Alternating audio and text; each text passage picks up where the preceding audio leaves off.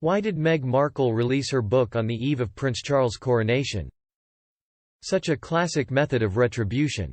Meghan Markle is planning to release her book on the eve of Prince Charles' coronation. Several publishing houses are reportedly competing to sign Meghan Markle for a tell-all book scheduled for release on the day of the King's coronation.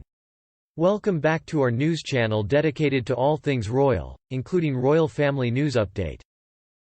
Meghan Markle has signed a book deal after the success of Harry's tell-all book, which exposes secretive palace layouts that terrorists and attackers can use to their advantage.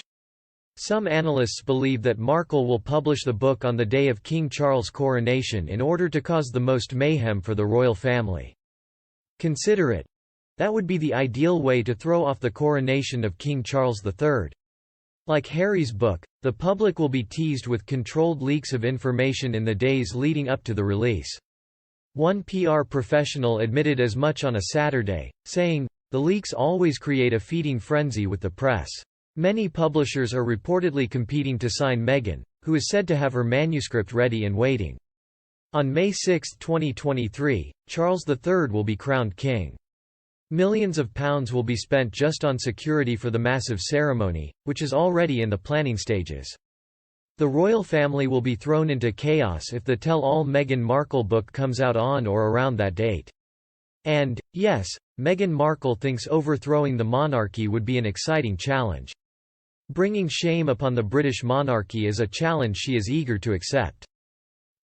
Narcissists don't just go after the helpless and defenseless. Sometimes they go after the ambitious and capable as well.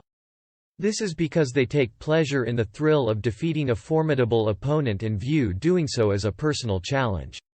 To Meghan Markle, stringing along a moron like Harry was so easy that she's considering a coup against the entire British monarchy. What a way to make a name for yourself by smearing the name of a tradition that has been around for over a millennium and a half.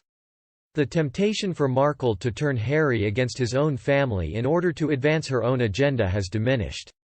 In fact, she had it far too easy, and like a dog to a bone, Harry blindly obeys her every command because he lacks the tools to deal with a cunning manipulative entity like Meghan, who has inserted herself into the role of his late mother. Narcissists are heartless and, like psychopaths, they have no remorse for hurting others.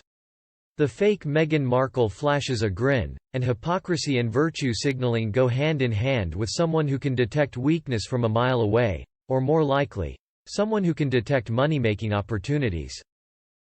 Like his dead son Harry, King Charles exudes fragility because he is a supposedly soft-hearted soul who talks to his plants and likes to curl up with a good book in front of the fire at Highgrove. Markle, a vindictive schizoid narcissist who feels the British have upstaged her after seeing through her act, wants to destroy the royal family so she can add that to her list of accomplishments. She has already killed off her own mother and father and countless men she used to advance her career. The only thing we can do is pray that Charles is able to gather himself and gain the upper hand in his confrontation with this master manipulator and terminator who is using his own son against them. Markle, the coldly calculated machine that she is, will not rest until her mission is completed. She will keep attacking relentlessly and without remorse. She plans on manipulating the very media she claims to hate. Markle's destructive behavior stems from her need for power, ultimately. In addition, she considers the royal family fair game because they always seem to support one another no matter what.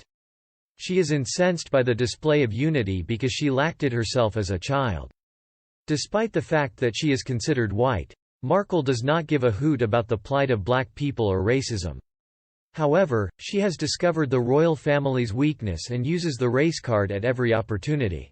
She can move the far left and the black community to her side like chess pieces by using the battering ram of racism to rally their support. This being is besieging the castle's defenses and will not give up until she is defeated. But in the most recent news, Omid Scobie mocks Princess Catherine by saying, admires Princess Kate's commitment to her early years' work, but to have a real impact in this sector needs more than just awareness. Only Harry and Meghan Markle have Omid Scobie on staff. He speaks for them, and Scobie is not a royal correspondent. In an effort to assuage Meghan's unrelenting jealousy, he will try to insult Catherine, Princess of Wales, whenever she asks him to. Kate aspires to be like Catherine. Queen consort sounded like fun to her, so she hoped Prince William would want to marry her, never mind the not fitting in and bullying of Charlotte and her own staff. Meghan aimed for a polished look like Catherine's, but Meg is more used to her usual California messy, rumpled, trying to be sexy, but it doesn't work, style, neither of which is appropriate for a royal. Scobie is attempting to convince the team and naive Americans that Princess Catherine's duties consist solely of attending events, giving speeches, and then relaxing at home with a spa day. The implication is that Ski has already mentioned that William and Catherine's trip to the food pantry was nothing more than a photo op with no actual service being provided. The Duke and Duchess of Cambridge are being accused by Scobie of engaging in the same behaviour as Harry and Meghan. Neither Meghan nor Harry is particularly interested in working. They have nothing better to do than talk about themselves all day, but work for other people? Catherine is busily scurrying about behind the scenes, rearranging mountains of paperwork and research so that the UK's Young Years initiative can be successful. Catherine works diligently, though her contributions are often unseen. There is a lot of work involved in trying to figure out how many young children in her country are being neglected. The protagonist, Catherine, is attempting to avert this. Once again, Scobie is dishonest about Catherine. He is essentially Meghan Markle's mouth, and she is fond of telling whoppers. Her entire day is spent wallowing in envy, and she spits out hatred. Simply put, Meghan hates Catherine and constantly picks fights with her.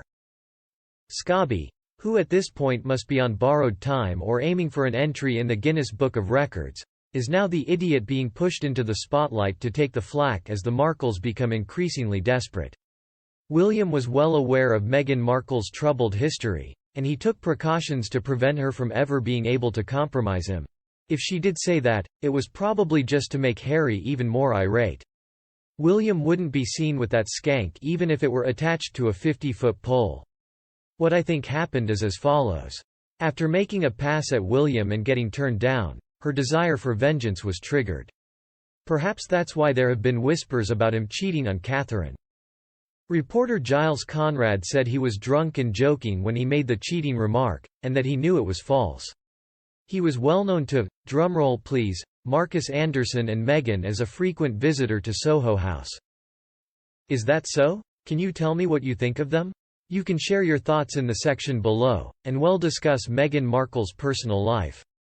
If you find my video to be particularly instructive, please hit that like button and spread the word to your fellow YouTube fans. If you want to stay up to date on Royal Family News Update, be sure to subscribe to the relevant news channel. Thanks again for tuning in, and have a good night and I'll see you tomorrow.